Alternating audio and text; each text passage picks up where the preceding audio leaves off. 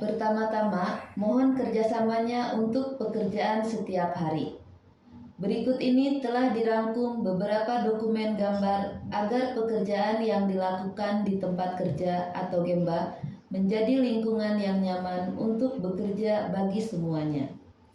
Mungkin ada orang yang sudah bisa maupun belum bisa, tapi mohon untuk dipahami agar mulai besok menjadi bisa.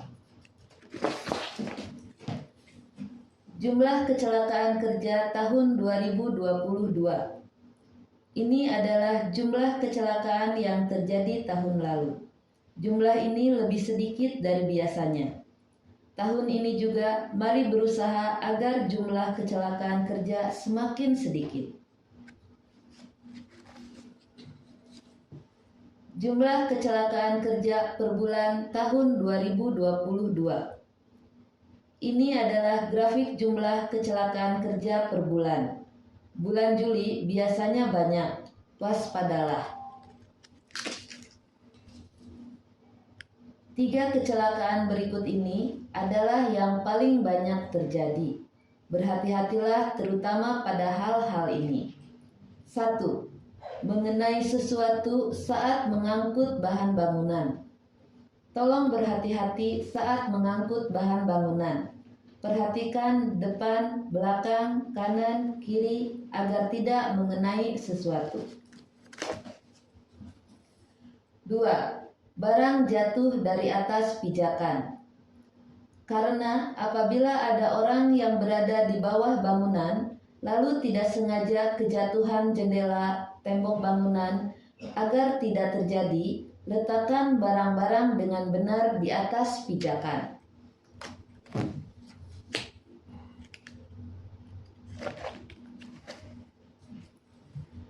3. Jatuhnya bahan bangunan yang disandarkan. Karena apabila terluka karena bahan bangunan yang jatuh, harus mendapat kompensasi. Tolong berhati-hati agar tidak terjatuh. Selanjutnya akan dijelaskan hal-hal lainnya yang harus diwaspadai di tempat kerja juga. Pastikan penutup dongkrak kompresi dipasang. Jika memasang instalasi tanpa memasang penutup, dinding akan menjadi kotor. Bahan bangunan yang tidak digunakan, jangan lupa untuk dikumpulkan kembali. Periksa kembali keadaan sekeliling di akhir pekerjaan. Pastikan kumpulkan kembali bansengnya. Karena jendela mudah tergores, kaca juga mudah pecah, dilarang menyandarkan bahan bangunan di area bingkai jendela. Mungkin Anda akan mengalami kesulitan atau memiliki kosakata yang tidak dipahami. Oleh karena itu, saya ingin menjelaskannya. Tolong ucapkan salam saat bertemu dengan semua orang saat bekerja. Kalau mengucapkan salam, semuanya akan menjadi ramah. Dengan bersemangat, pagi hari ucapkan Ohayo gozaimasu, siang hari ucapkan konnichiwa. Pada saat dipanggil, ucapkan bos atau oyakata telah memanggil. Lalu tolong panggil orang Jepang yang sedang berada di tempat yang sama juga.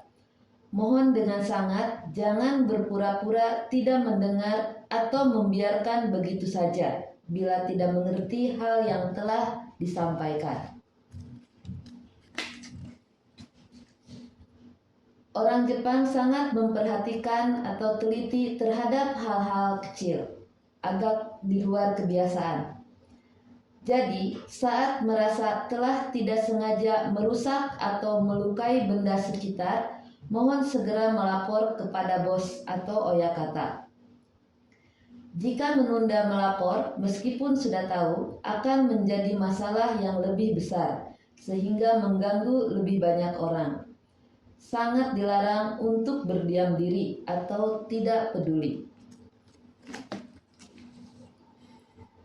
Sekarang saya akan menjelaskan tentang peraturan yang harus ditaati oleh semuanya di lapangan. Saat mengembalikan dongkrak kompresi, tolong lepaskan penutupnya, lalu kembalikan ke tempat semula. Biar orang berikutnya yang akan menggunakan yang menutupnya kembali. Penutup yang telah dilepaskan, tolong buang ke tempat yang telah ditentukan. Orang yang tidak tahu lokasi yang telah ditentukan, tolong bertanya kepada yang lain yang telah mengerti. Tolong jangan mengembalikan pegangan atau handle dengan membiarkan pengaitnya tetap terpasang. Pastikan mengembalikannya setelah melepaskan pengaitnya. Ukuran besarnya dongkrak ada dua jenis. Bagian alas yang rata berbeda ukuran besarnya. Lempengan alas dongkrak juga memiliki dua jenis. Mohon agar tidak salah tempat ketika mengembalikan dongkrak yang serupa. Apabila ada bahan bangunan yang terlihat jatuh dari rak seperti ini, meskipun bukan diri sendiri yang menjatuhkannya, tolong bantu mengembalikannya ke tempat semula. Di lorong yang tidak ada seorang pun di sana, mudah untuk melakukan pekerjaan ya. Bahan bangunan yang sepertinya akan runtuh. Rak yang ada di sebelah kiri berisi jenis barang yang sama, masih muat. Pada saat seperti ini, tolong kembalikan ke rak yang lebih lapang.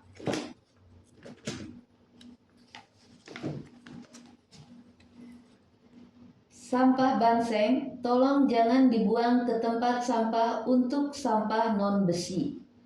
Sampah banseng mohon dibuang ke tempat sampah untuk sampah besi. Saat tidak mengerti, tolong bertanya kepada yang sudah mengerti. Saat mengembalikan tambang, tolong gulung kembali dengan rapi agar mudah digunakan oleh orang berikutnya. Orang yang tidak mengerti cara mengikatnya, tolong tanyakan kepada bos atau oyakata. Akhir kata, meskipun telah dijelaskan berbagai macam hal, jika masih ada hal yang belum dipahami, apapun itu, silakan datang untuk bertanya kepada orang-orang di kantor. Demikianlah, mulai besok, mohon bantuannya untuk selalu menjaga keselamatan dan kesehatan. Terima kasih.